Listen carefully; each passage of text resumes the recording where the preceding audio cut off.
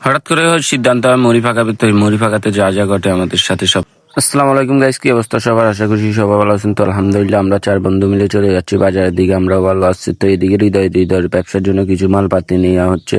তো আমরা আর আসিফ তানজিদে পাঠায় সবজি কেনার জন্য, যেহেতু বুট মুড়ি ফাঁকাবো, কিছু সবজির প্রয়োজন। তো অবশ্যই চলে আসি বুট নেওয়ার জন্য। বিট, পেঁয়াজ, আলুর চপ যা যা নেওয়ার কথা নিয়ে নিচ্ছে হৃদয়ের দায়িত্বে। তো অবশ্যই চলে আসি বাড়িতে হৃদয় ঘরে যা যা করার করে নিচ্ছে। আসিফ এইদিকে জেদ জুড়ে কাটতেছে ভাই, এমনি তো পুরো রাতে পুরাই যাবে আপনারা যদি ভাই একটু লক্ষ্য করে। তো তার অবশেষে যা হোক বন্ধুকে কিছু কথা বলার কারণে সে একটু দ্রুত কাটছে অবশেষে।